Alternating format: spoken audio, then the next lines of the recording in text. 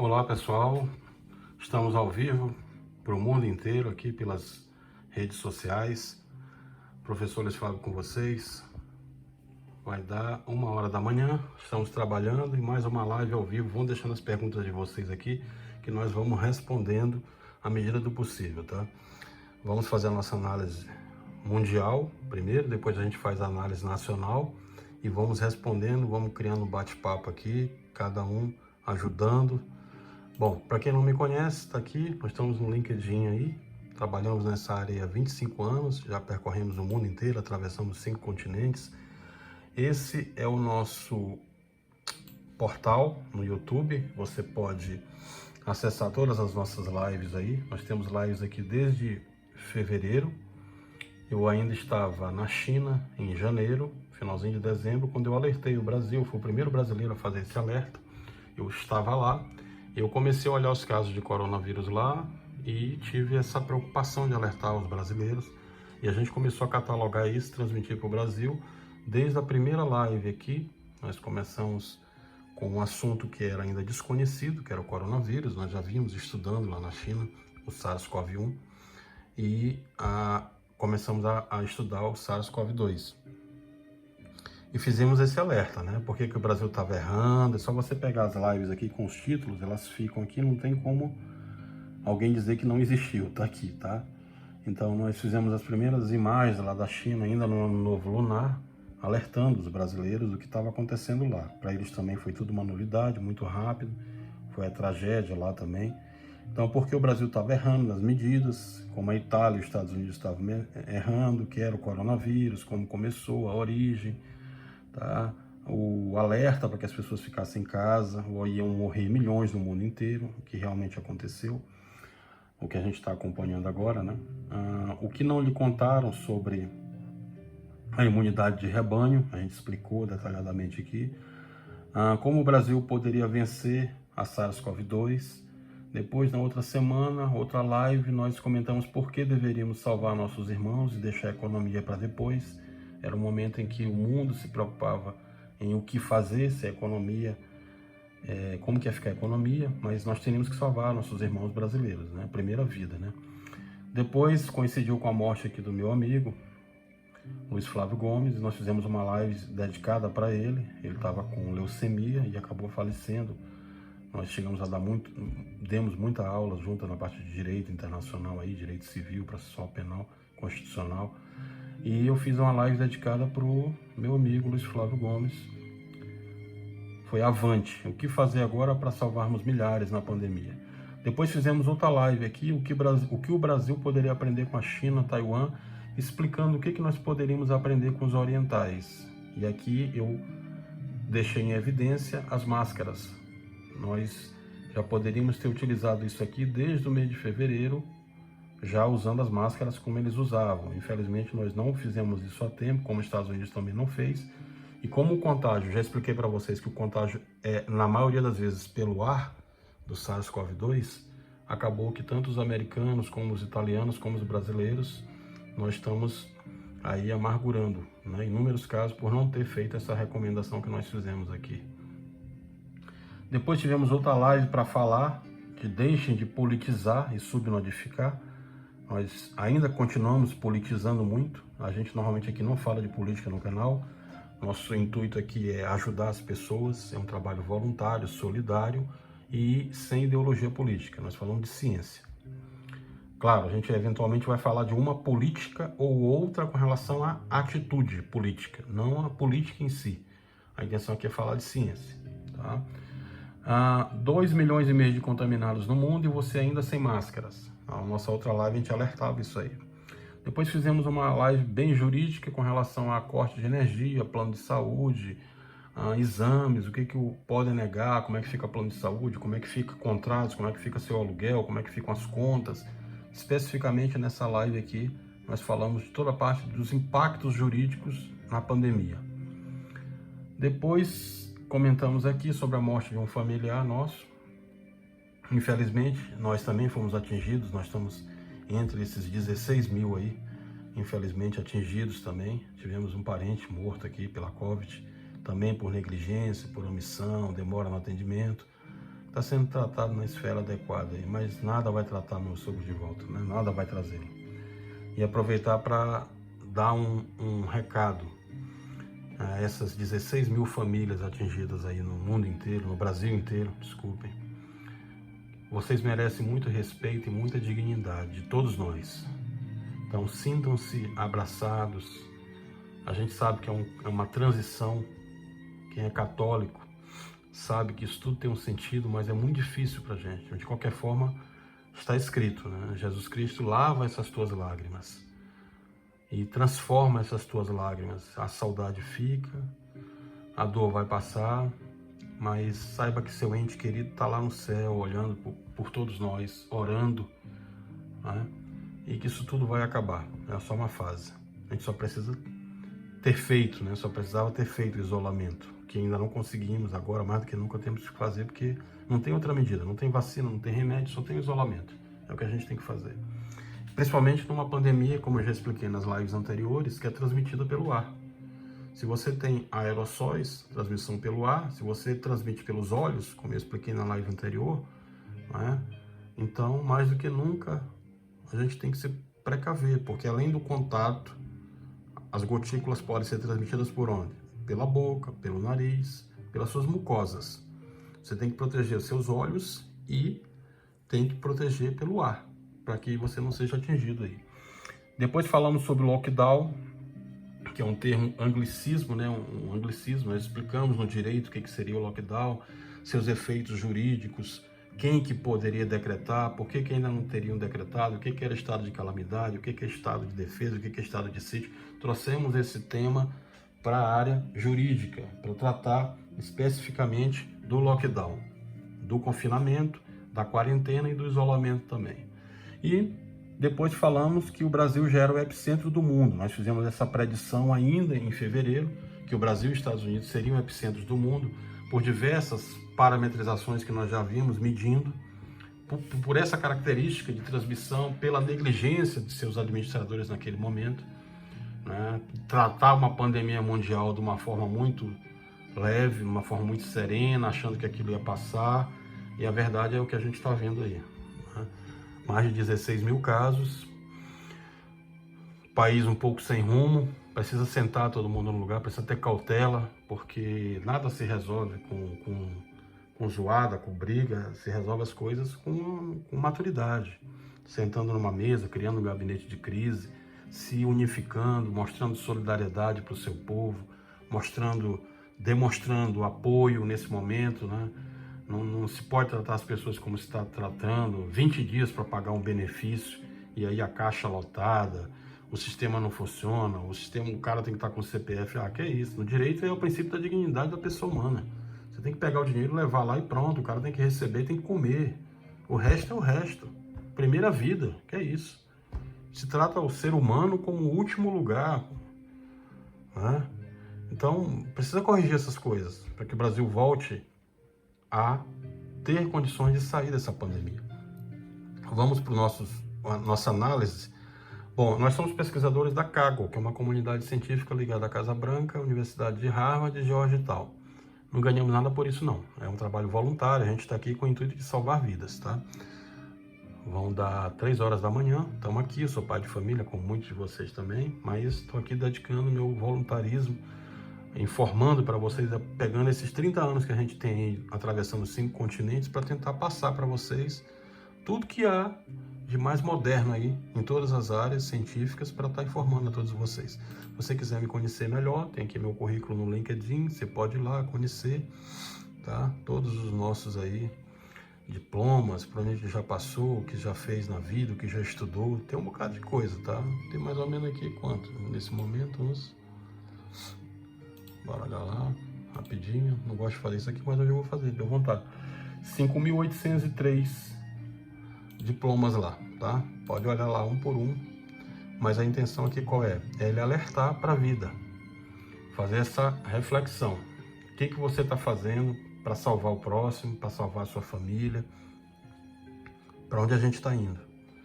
Essa é a discussão que a gente tem que ter. No COVID Visualizer você vai observar o que está acontecendo no mundo nesse momento, tá? Quantos casos nós temos, está aqui o nosso país, sangrando nesse momento, com muitos casos. E nós fizemos também uma análise exponencial por estado. Você pode pegar qualquer estado aqui e consultar. Então, eu vou pegar aqui, por exemplo, o estado do Maranhão. Nesse momento, a predição de comportamento da epidemia está indo para 237. É muita coisa, tá? Muita coisa mesmo. São Paulo, também estou pegando para mostrar para vocês. Os próximos 10 dias, isso aí tudo fica aqui no rodapé para você olhar depois, tá? Nós temos modelos de predição, ferramentas para acompanhamento, informações úteis de engenharia de dados, de estatística, para que você possa acompanhar o que está acontecendo. Aqui um modelo de transmissão interativo, onde você calcula a quantidade de pessoas assintomáticas iniciais, com probabilidade de cura, probabilidade de contágio, enfim, todo o controle aí de engenharia de dados, como nós sempre fizemos para vocês. O Brasil continua crescendo aqui, esse é o nosso gráfico em azul, que mostra que a gente está indo como epicentro do mundo, realmente crescendo de uma forma muito rápida, o que é muito preocupante. Algumas pessoas continuam sem fazer o isolamento, continuam andando sem máscara, andando sem viseira, sem se preocupar. Tá errado, pessoal, tem que ter esse cuidado, tá? Aí na Universidade Johns Hopkins, nesse momento, 4.542.000 casos no mundo. Nós já passamos da Itália e estamos encostando já nos Estados Unidos e na Itália. Já passamos da Rússia e passamos de mais 2 países. Aqui um pouco do efeito, tá? Do patógeno que nós comentamos na live anterior, como é que ocorre toda essa parte da camada, como é que ocorre isso e os efeitos no patógeno, tá? Estudos da Universidade de Harvard com relação à transmissão de contágio pelos olhos e pelo ar, que a gente comentou. Universidade do Japão, que eles estão fazendo lá, o Japão também já controlou uma parte, vacilou com relação ao isolamento, agora voltaram a fazer o confinamento, lockdown total, porque toda vez que um país como a Suécia, como outros países, como a própria Itália na Lombardia, começou a deixar de fazer o isolamento, os casos aumentaram. Isso aí é cientificamente comprovado. Toda vez que você deixa de fazer o isolamento, os casos vêm e aumentam, porque isso aí é curva epidemiológica, vai acontecer, não tem jeito. Tá? O simulador de epidemias, como que a gente faz o cálculo, mostrei para vocês também na live anterior, mas está aqui para vocês olharem. Estudos do Center for Disease Control and Prevention americano, tá? Com os últimos relatórios. Lembrando que o lockdown que a gente tem comentado, ele já aconteceu no Maranhão, no Ceará, no Pará, no Rio e algumas outras localidades estão acontecendo aí. Ele tem que ser feito, é a única medida que nesse momento salva vidas, tá? O estudo de transmissão por contágio pelo ar, que a gente comentou com vocês, por aerossóis, feito lá na Universidade da China, o que prova que a transmissão do SARS-CoV-2, que é o vírus do coronavírus, o coronavírus é o grupo e a COVID-19 é a doença. O SARS-CoV-2 é o vírus propriamente dito. Tem que ter muito cuidado, porque nesse momento que esses pacientes estão chegando nos hospitais aí e estão voltando para casa, você comete uma outra atitude epidemiológica errada, porque essas pessoas estão pegando ônibus, estão pegando metrô, já tudo infectado, a maioria sem máscara, e aí chegam perto de outros que estão sem máscara também e já transmite. Então, ao invés de você pegar um paciente que está indo se cuidar no hospital, indo fazer um tratamento e segurar aquele paciente, começar a tratar, como os outros países fizeram, para tentar evitar a disseminação, o contágio, a gente está fazendo o inverso. Além de não atender, não testar, ele não vai para a estatística, ainda devolve o cara para ele ir para o ônibus, para o metrô, contaminando mais pessoas. Está errado, não pode. Essa pessoa tem que ser tratada imediatamente.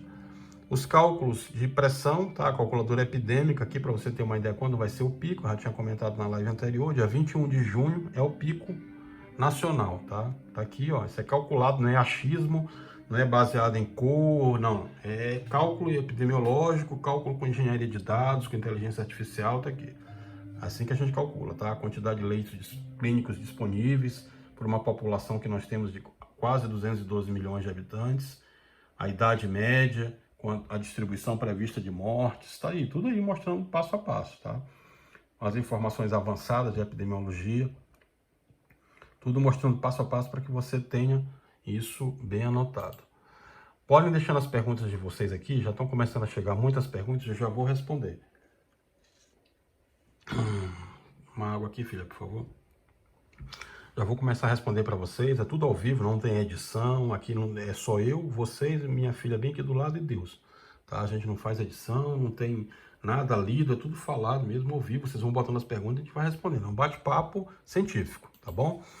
Bom, vocês me perguntaram também com relação ao histórico. Então, tá aqui.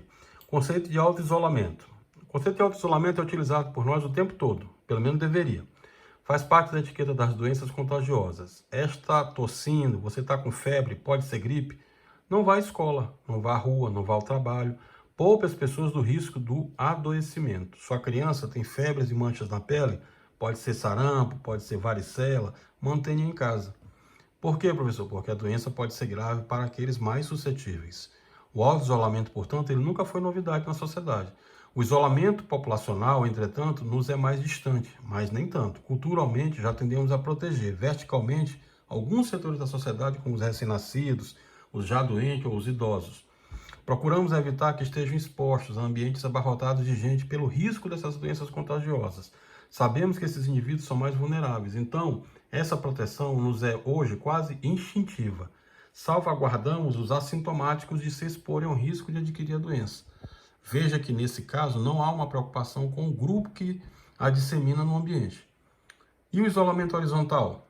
De onde que vem essa ideia? Voltemos lá ao sombrio ano de 1918, já falei para vocês aqui da gripe espanhola, só voltar na live anterior, que deveria ser chamada gripe americana, porque começou em Kansas. Ela matou 50 milhões de pessoas ao redor do mundo em apenas 2 anos. É muito parecido com esse momento que a gente está vivendo agora da Covid. Extremismos, negacionismos, políticos que não acreditavam na pandemia, políticos que morreram durante a pandemia. Teve inclusive no Brasil um presidente que morreu nessa época por causa da pandemia da gripe espanhola. O mundo, à época, como agora, não estava preparado para uma pandemia. Muito pelo contrário, a ideia de que esses micro-organismos eram causadores de patologias floresceu apenas na segunda metade do século XIX. O conceito de higiene de mãos como um fator protetor contra a disseminação de doenças, por exemplo, havia sido proposto pelo médico húngaro Ignaz Semmelweis, há apenas 60 anos, antes mesmo da teoria dos germes ter sido aceita. Ainda faltavam, então, 15 anos para que o primeiro antibiótico fosse colocado no mercado, que era a sulfa. É aquela penicilina, né? Que ela só seria inauguralmente usada em 1940. Para os interessados, inclusive, é um livro fascinante sobre o assunto, ainda sem tradução para o português, chamado The Demon Under the Microscope, Thomas Hager. Antivirais não estavam nem no horizonte. A medicina e as instalações médicas ainda eram muito pouco desenvolvidas. O que fazer, então, ante uma doença fatal altamente transmissível com um período de incubação curtíssimo, cerca de 2 dias? Naquela época, incurável, né? A resposta era uma só e calculada na epidemiologia incipiente da época. Uma boa dose de desespero. Isolamento. Ou seja, o que eu quero mostrar para vocês é que o isolamento não é de agora. Ele já vem desde essa época, desde 1918. Como isso foi feito? Primeiro, confinar os doentes em seus domicílios. Olha para esse gráfico aqui que eu já vou comentar com vocês. As mortes continuaram a aumentar exponencialmente. Foi apenas a partir do isolamento horizontal absoluto que doentes e saudáveis isolados, escolas, estabelecimentos fechados, proibição de reuniões, que a doença começou a arrefecer. Entretanto, apenas adotar o isolamento total, que é o que a gente chama em inglês do lockdown, que no direito é um anglicismo, eu vou explicar para vocês depois o que é um anglicismo, né? Não foi suficiente. Seu resultado dependeu de quando ele foi instalado. Se a população aderiu a ele, se as condições de higiene foram ofertadas e seguidas, e das próprias características da doença. A instituição da medida em si, sem a atenção ao seu contexto, não se mostrou suficiente. Então é isso que o gráfico mostra, é isso que eu queria mostrar para vocês. Se vocês observarem, os gráficos aqui estão mostrando todas essas variáveis. Ou seja, semanalmente eram mortos por 100 mil, de 1918, da gripe espanhola, até o momento atual. Aí mostra por cidades, então em Pittsburgh, na Filadélfia, em Nova Orleans, em Boston, São Francisco, Denver, enfim, Washington, Nashville, mostra por todas elas. Se você observar as cidades, elas tinham uma certa um modelo de ordem social medidos, os que eram mais, os que eram menos a favor do isolamento. Depois, Kansas City, Providence, Baltimore, enfim, as outras, Los Angeles, né? Oklahoma, Portland, Richmond, Chicago, St. Louis, Columbus, Ohio, enfim, Indianápolis, Minneapolis. Essas cidades americanas e suas respostas a pandemias em 1918 já mostravam que o número de mortes era acima do esperado. Quem não praticou isolamento, eu estou comprovando para você cientificamente que teve mais mortes. É óbvio, muitos de vocês vão dizer isso, mas aqui está comprovado cientificamente por quê. Ou seja, a pergunta mais importante sobre o isolamento horizontal no momento é: podemos ou devemos aplicar irrestritamente as lições de 1918 à pandemia atual de Covid, em 2020? Vejam as diferenças e similaridades entre os dois momentos. Eu vou fazer a comparação agora para vocês entenderem. A influenza espanhola, que era o H1N1, comparado com a Covid-19. Incubação de 1 a 7 dias. Média eram 2 dias. Covid-19 até 14 dias, mas a média são 5 dias. Paciente R0, aquele que eu mostrei no gráfico para vocês, do gráfico de dispersão lá, o simulador de epidemias, de 1,4 a 2,8. A média com 2. A Covid-19 ainda está sendo indefinido, né? A OMS crê que é de 2 a 2,5. Contexto histórico, foi o fim da Primeira Guerra Mundial, a gripe espanhola.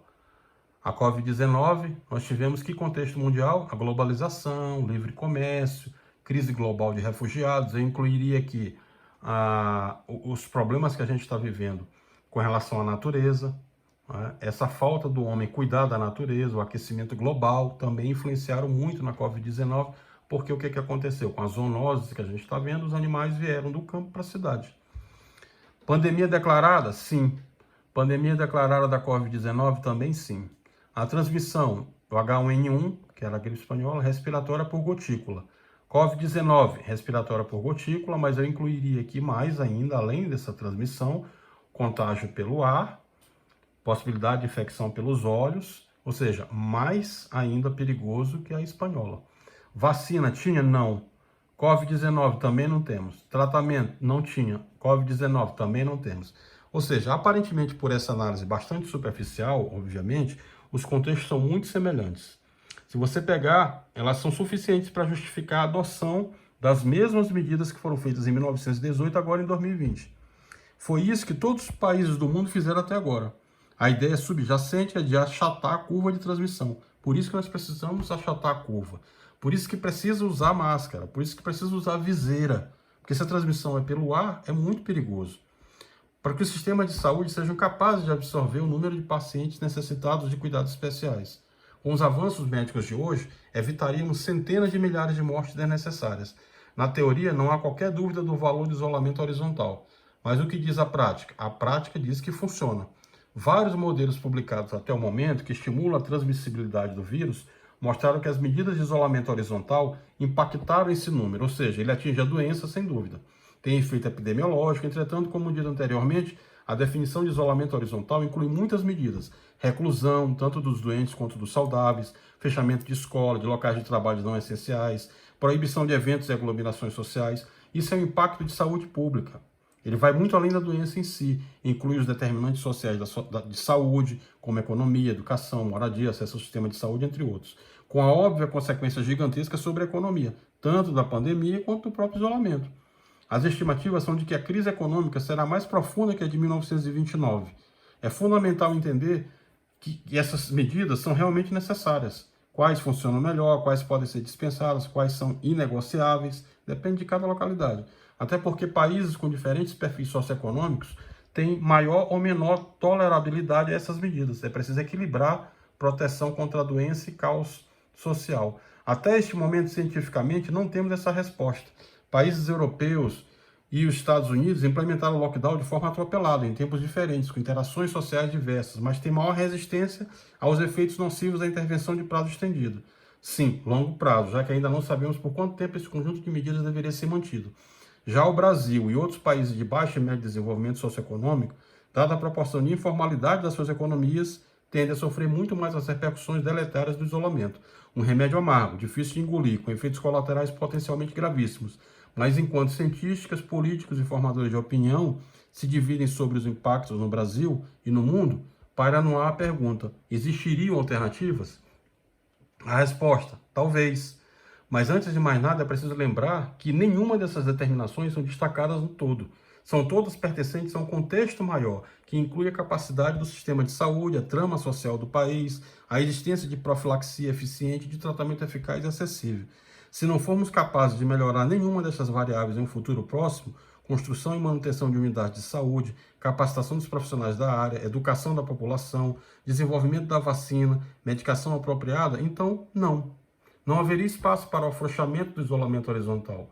Entretanto, esses itens podem ser influenciados de certa forma. Sobre eles, temos alguma ingerência. Se construirmos essa infraestrutura, ampliarmos a capacidade de absorção do sistema, se educarmos as pessoas, poderemos testemunhar melhores práticas higiênicas, diminuindo a transmissibilidade. Poderíamos nos dar o luxo de aliviar a pressão econômica de forma lenta e progressiva, com muita cautela, apenas o suficiente para evitar o caos socioeconômico. Algumas possibilidades são aventadas para esse fim, que podem ser adotadas de forma isolada ou em combinação. Ou seja, temos que verificar caso a caso, mas poderíamos adotar a verticalização, que é o isolamento apenas das populações vulneráveis, mantendo imunes ou pouco vulneráveis livres de restrição de deslocamento. Exige o quê? Testagem em massa, vigilância constante. Poderíamos adotar a regionalização, que é o relaxamento das restrições, respeitando-se as diferenças epidemiológicas e de resposta sistêmica de cada município, região ou país. Esse foi um conceito adotado, inclusive, por parte da Europa e dos Estados Unidos. Os chineses também adotaram, mas eles fizeram um controle diferente, tem ferramentas tecnológicas que nós não temos, envidaram muitos esforços na guerra estratégica de isolar Wuhan, o que nós não fizemos. E tem a temporalidade, que é a adoção de isolamento intermitente, em que, de acordo com a epidemiologia, a capacidade de vigilância e de absorção do sistema de saúde locais, limites de transmissibilidade seriam definidos e calculados. Períodos variáveis de isolamento, liberação seriam então alternados. Em um estudo avaliando o período pós-pandêmico, esse sistema seria capaz de prevenir o uso crítico da capacidade do sistema enquanto aguardamos o desenvolvimento de uma imunidade de rebanho mais robusta, de vacina e tratamentos adequados. Por outro lado, exigiria uma vigilância sustentada, muito bem desenvolvida em curto e longo prazos. Ou seja, na prática, essas soluções alternativas recaem sobre outras variáveis ainda mais complicadas: poder e vontade política, apoio popular, resultados econômicos precoces, resposta pandêmica adequada, dados científicos atualizados, liderança, coragem, muita coragem para implementar uma intervenção inédita.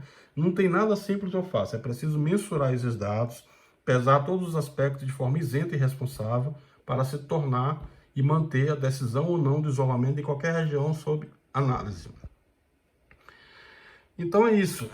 Claro, existem outras bibliografias sobre o tema aí, né? Em saúde pública, a política do one size fits all, em cada vez menos espaço. Não dá para a gente obrigar todos a calçarem o mesmo número de sapatos. Essa adoção de medidas que são adequadas aos países economicamente desenvolvidos raramente serve a outros sem desenvolvimento, embora a cultura neocolonialista nos empurre para esse comportamento. A complexidade dos problemas, como eles se apresentam, a depender das características do sistema que eles atingem, exige soluções sistêmicas desenhadas e específicas. As milhões de pessoas, à mercê das nossas decisões, merecem esse empenho.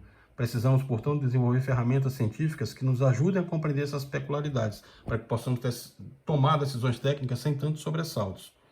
É aquela famosa frase atribuída ao presidente americano Benjamin Franklin, né? In this world, nothing can be said to be certain, except death and taxes, que pode ser traduzida como: não há nenhuma certeza neste mundo, além da morte e dos impostos. Eu tomo a liberdade de acrescentar outra certeza: independentemente das nossas decisões, nada será como antes. Nós vamos entrar aí no novo normal, né? Nós já comentávamos isso com vocês desde a primeira live. Tem um estudo muito bacana aqui de Harvard também que fala sobre isso. Eu citei para vocês na live passada e ele fala exatamente sobre isso. Tá? Podem dar uma olhadinha também, que eu vou deixar o link para vocês olharem aí.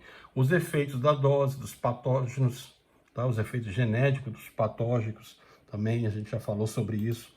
Tá? E uma comparação com outros tipos de vírus, ainda com relação a essa parte de patógenos genéticos, tá? As diferentes características de virulências. Isso aí tudo dá para vocês darem uma checada aí, tá? Apesar de estar em chinês, mas eu vou deixar aqui na descrição para vocês darem uma olhadinha também, ok?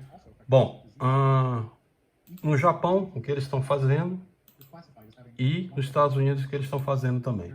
Já falei sobre o estudo da China, vamos falar aqui sobre uma análise de números: São Paulo, Rio de Janeiro, Ceará, Pernambuco, Amazonas, Maranhão, liderando aí. Então, agora com o lockdown já deve dar uma reduzida aí, né? Aqui já começamos a medir, porque já ocorreu 21 dias após as primeiras medidas de lockdown. Já começam a surtir efeito. Sempre que é feito o lockdown, você só consegue medir isso 21 dias depois, né? Outros estudos também, e eu queria mostrar para vocês exatamente isso aqui também, que é o estudo epidemiológico de casos em observação lá. Esse é um estudo chinês também, que eles começaram a fazer lá, surtiu muito efeito. Deixa eu só parar o outro aqui rapidinho. Ok, vamos para lá para o outro, ok. Então, ele mostra exatamente isso que eu queria frisar para vocês. É o número de casos ocorridos comparado com a população, tá? O que prevalece?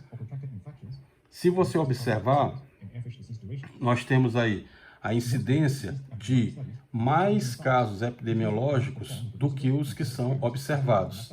É isso que ele está mostrando. Nesse momento, nós temos estudos que já comprovam que o SARS-CoV-1 já era estudado desde 2002. Aí, ó. Desde 2002 já se estudava na China o SARS-CoV-1.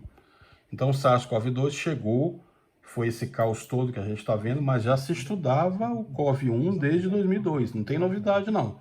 O mundo já sabia do SARS-CoV-1. E o homem fez o quê? Nós não obedecemos ao aquecimento global, nós incentivamos a política de devastação ambiental, nós temos cada vez mais incêndios. Tudo isso aí colaborou para quê? Para efeito de zoonoses. Esses animais estão vindo do campo para a cidade. Eu publiquei vários artigos sobre isso, comentando esses estudos há 3 anos atrás. E o que está acontecendo? Se a gente não tiver essa mudança de hábitos, vai voltar a ter outras zoonoses. Nós vamos ter aí vírus piores que o COVID, que o SARS-CoV-2. 86 casos ainda em 2012. Então, não tem novidade. O que tem novidade é que nós não nos precavemos. O ser humano continua agindo errado. Nós estamos errando. A gente tem que rever todos esses modelos de higiene, modelos de tratamento com relação ao aquecimento global, porque isso tudo vai provocar que a gente tenha cada vez mais os animais vindo para a cidade e convivendo em hábitat com o homem. Isso aí tudo foi que ocasionou a Covid-19 como a gente vê hoje. Ok? Bom, vou começar a responder as perguntas que estão chegando aqui, para a gente fazer o bate-bola. Professor, quantos dias eu posso fazer o teste após estar contaminado com relação a... Ela não explica aqui qual foi o teste que ela fez, se foi o sorológico, PCR, né? Mas vamos lá. Normalmente, não adianta você fazer o teste... Filha, pega um pouquinho d'água para o papai, por favor. Não adianta você fazer o teste se você, por exemplo, já está positivado. Você já está em tratamento e já tem todos os sintomas, já está fazendo tratamento, já está tomando ali azitromicina, só por enquanto, com seu médico que recomendou. A gente sempre recomenda que você nunca se automedique. Nunca faça esses tratamentos de internet, procure sempre profissional especializado. Ligue lá no telemedicina, já tem um protocolo no direito que permite que o médico lhe atenda por telemedicina. Liga lá no 136, tá? Mas tenha um acompanhamento médico. O que acontece? Depois que você já positivou, não adianta fazer o teste com 5 dias. Por quê? Porque quando você faz o teste, primeiro que o teste só tem 70% de eficácia. Segundo, que quando ele vai medir lá o seu IgPM, o GC lá, o fabricante, essa metodologia que ele utiliza com o reagente, ela não consegue identificar o que é célula viva e o que é célula morta. Então, quando você vai fazer o teste, ele vai indicar sempre que você ainda está positivo. Por isso que você tem que procurar um especialista, tá? Então, não adianta você testar, fazer um novo teste, que ele vai sempre indicar que você continua positivo. Aí você vai ficar preocupada para saber se não está curada. Por isso que não tem eficácia. Próxima pergunta. Gostaria de entender como funciona a planilha do Ministério da Saúde com dados de síndrome respiratória aguda grave. SRAG. Se um caso é solucionado, ele é descartado como SRAG. Há também diferença entre o número de internações e a soma dos casos organizados por etiologia. Por que isso ocorre? Muita pergunta ao mesmo tempo. Vamos lá. Essas notificações da Síndrome Respiratória Aguda Grave, o SRAG que ela fala, correspondem a todas as internações com essa síndrome, e não apenas as de COVID, tá?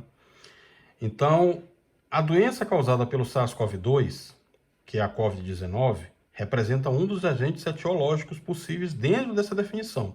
Mas outros vírus respiratórios, por exemplo, H1N1, que é influenza, ou causas não identificadas, como pneumonia bacteriana, também geram notificações de SRAG, tá? A conclusão de uma notificação só ocorre após confirmação desse agente etiológico, ou se houver uma recuperação do paciente, ou se, infelizmente, esse paciente entrar em óbito. Se uma notificação foi feita na primeira semana, ela é confirmada 20 dias depois. Aí o que acontece? A conclusão desse caso entrará nas notificações da semana em que entrou no sistema. Todos os hospitais devem fazer esse sistema de notificação através de seu núcleo de vigilância. Mas pode haver atraso, como a gente tem visto aí, atrasos relacionados ao acúmulo de casos, ausência de pessoal. Por isso, a conclusão do caso pode entrar no sistema somente algum tempo depois. Esse sistema de informação de internações ele é diferente, ele dá uma fotografia dos leitos do hospital naquele dia, como se fosse um censo. Por exemplo, no dia 20 de abril havia 50 pacientes em leitos de UTI. Aí se você pegar no dia 24, já havia 48, sendo que 2 tiveram alta nesse período. Por isso, esses números não devem ser somados, uma vez que o mesmo paciente pode ter sido contabilizado diversas vezes ao longo da internação. E esses dados ajudam os órgãos de saúde a acompanhar a porcentagem de ocupação de leitos, e não quantos casos da síndrome respiratória são notificados diariamente. Ok? Normalmente o encerramento desses casos é feito pelo próprio hospital, mas pode ser feito também pelo Serviço de Vigilância Epidemiológica da Prefeitura após o recebimento do exame. De qualquer forma, a notificação só se conclui após a recuperação do paciente e a alta do hospital, ou no caso de pacientes mortos, da declaração de óbito, mesmo que o resultado do exame já tenha sido liberado. Ok? Próxima pergunta. Quais são os sintomas do novo coronavírus? Isso aqui a gente já falou na live anterior, mostrei, falei detalhadamente, hiposmia, né? Tem os outros sintomas lá, é só você checar lá, pegar direitinho, tá? Professor, ferro de passar mata? Sim, já falei disso na live anterior também. Tá? O ferro de passar acima de 80 graus, claro, você vai lavar a roupa direitinho lá, né? Vai conferir as dobras, né? Porque pode ficar na dobra ali da roupa. Mas na hora que o ferro de passar com a temperatura de 70 graus, acima de 70 graus, 80, por exemplo, mais do que isso, ela já mata, tá? O vírus já mata imediatamente, aí, coisa de minutos, ok? Próxima pergunta, mesma coisa, qual a temperatura do ferro de passar e se ele é eficaz? Sim, é superfície de tecido, já comentamos também. Tem aquela coisa do tecido ser sintético, como poliéster, que ele não vai suportar alta temperatura, tem que ter cuidado, tá? Tem que olhar a etiqueta de lavagem lá. Tem até um estudo publicado aí na The Lancet, que é uma revista especializada na área de medicina aí, que ela avaliou a estabilidade do vírus em diferentes superfícies e condições. Eu falei disso na live anterior para vocês aqui. Quando submetido acima de 70 graus, o que acontece? O vírus é inativado em 5 minutos. Essa temperatura ambiente, que a gente normalmente tem, 22, 23 graus, com umidade do ar de 65%, eles observaram que o vírus permanece estável em tecidos por até 1 dia, por isso que tem que ter cuidado. O ferro de passar é uma boa ferramenta para eliminar o vírus nessas circunstâncias, tá bom? Professor, é verdade ou é falsa a notícia que o vírus foi fabricado em laboratório em Wuhan? Comentamos já em lives anteriores com relação a isso. Vamos lá.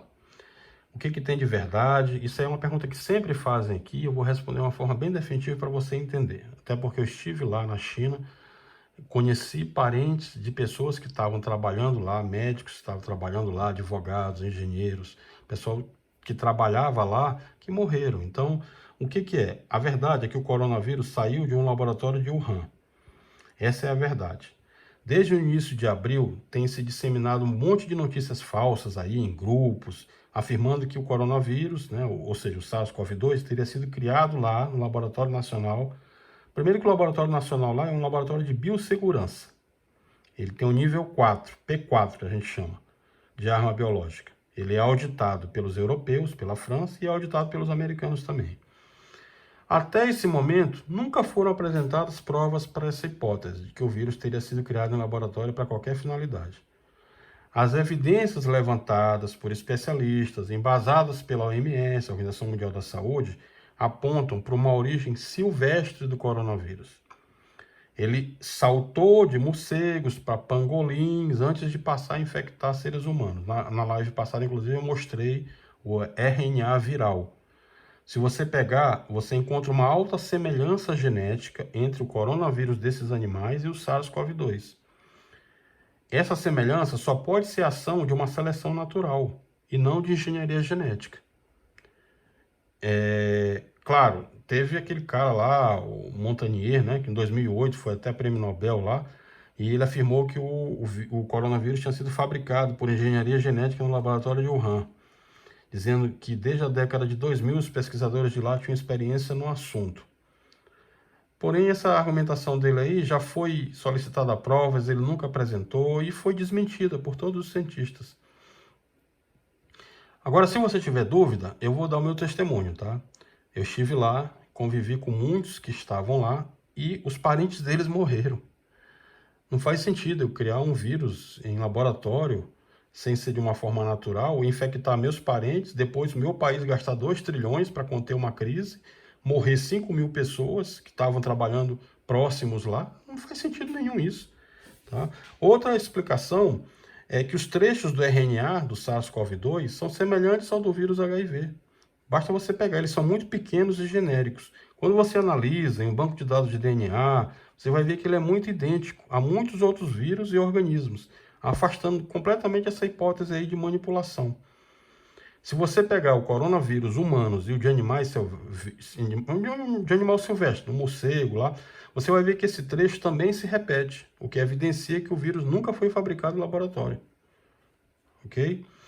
Outra coisa a mais, ele parece ser um vírus no qual as mutações simples ocorrem mais facilmente. Isso explicaria o que a gente chama de processo de spillover. O que é isso, professor? É quando um vírus salta de um animal para outro e passa a infectar o novo hospedeiro. Esse conjunto de evidências refutaria qualquer hipótese de que o vírus SARS-CoV-2 foi produzido para ser usado como arma biológica. Aliado a isso, que eu já testemunhei para vocês, diversos chineses, amigos, parentes, iam se contaminar para fazer uma ferramenta? Nunca. Então, isso aqui é assunto encerrado, tá? Assunto encerrado, só tem teoria da conspiração. De fato, comprovando, nunca teve nenhuma prova. O que a gente tem de prova hoje, o que a ciência explica, é isso que eu acabei de falar para vocês. O vírus, se você pegar e consultar lá, você vai ver que ele foi de seleção natural, nunca foi de engenharia genética. Ok? Próxima pergunta. Doença autoimune e ausência de baço. Tenho 64 anos, devido a uma doença autoimune, tive que tirar o baço, que faz parte do sistema de defesa do organismo. Posso tomar a vacina trivalente gripal que está sendo distribuída? Tudo isso aqui a gente está respondendo em tese. Você deve procurar o médico recomendado, o especialista, tá, da área para consultar. Nunca se automedique, ok? Normalmente as pessoas com doenças crônicas, doenças imunes, estão mais propensas a complicações de influenza.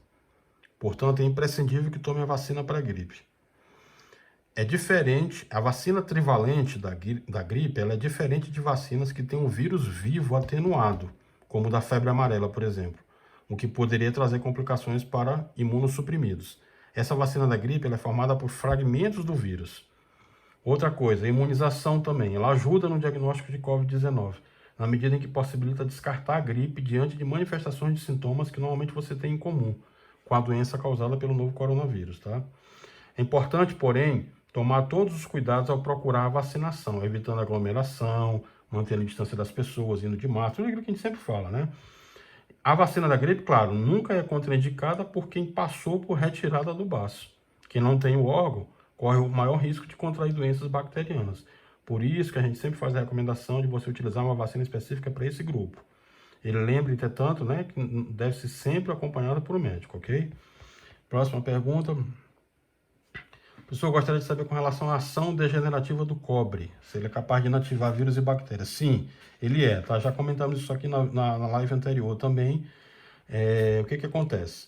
O cobre ele é capaz de destruir o SARS-CoV-2. Tem um estudo publicado aí na New England Journal of Medicine, acho que eu trouxe aqui, tá aqui. E ele explica que o tempo de vida do cobre é de apenas 4 horas, tá?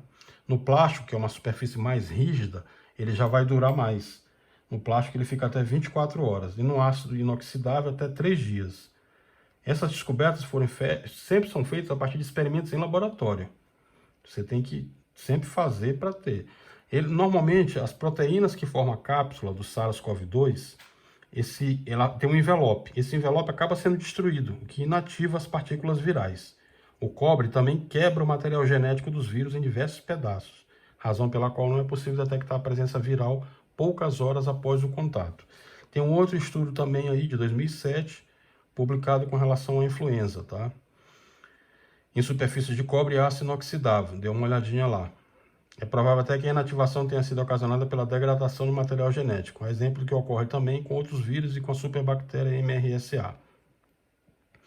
Ok, pessoal? Bom, outra pergunta com relação a... Tá, direito. Vamos lá.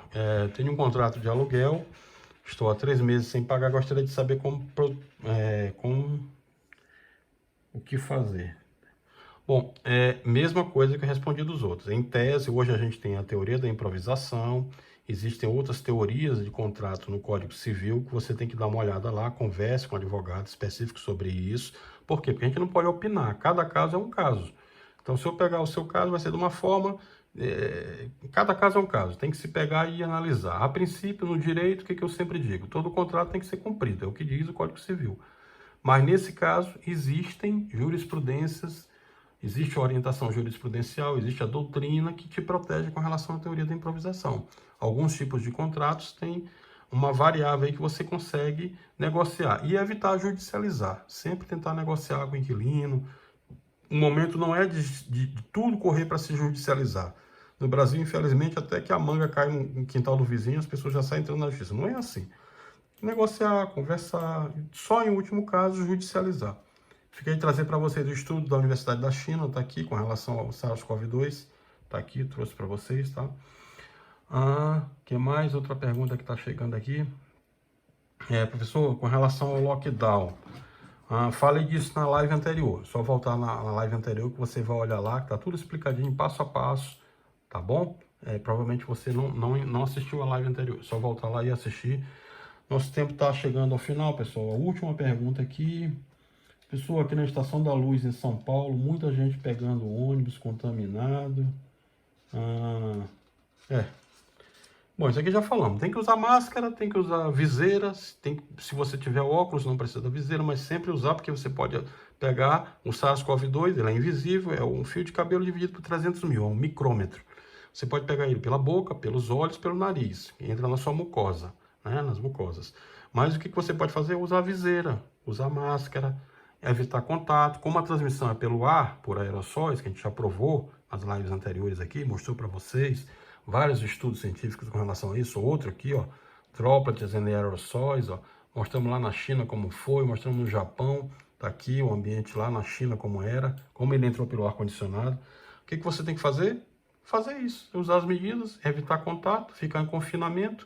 Se já tiver em lockdown, evitar contato. Se tiver que uma hora ou outra sair, usar máscara e viseira, que aí você não pega, tá bom? No mais, pessoal, agradecer a todos vocês que sempre acompanham o nosso trabalho voluntário, solidário aqui, já estamos pela madrugada já. E siga o nosso canal, se inscreva aí, envie para outras pessoas. Nosso objetivo aqui é salvar vidas, tá? Precisamos salvar mais vidas. Na próxima live a gente vai tratar especificamente dos temas que vocês estão colocando nas perguntas aqui e vamos esmiuçar mais, tá bom? No mais, muito obrigado, fiquem com Deus, paz e bem e fique em casa. Se não puder, se tiver que sair, use todas as proteções que a gente já falou. Viseiras, máscara, evitar contato. Você precisa salvar sua família. A única forma que tem da gente salvar nesse momento é essa, com o confinamento, com o isolamento social. não tem vacina. Na próxima live eu vou falar sobre vacinas para vocês.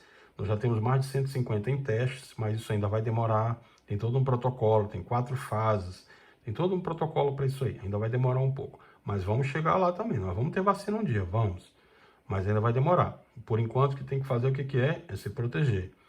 Nós não temos nem remédio, o tratamento ainda está no começo e não temos vacina. Então tem que fazer o quê? Isolamento social, ficar em casa, usar máscara, viseira, se proteger e evitar contato físico.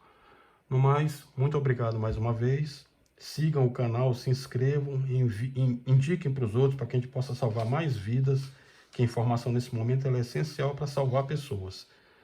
Paz e bem, fiquem com Deus. Obrigado.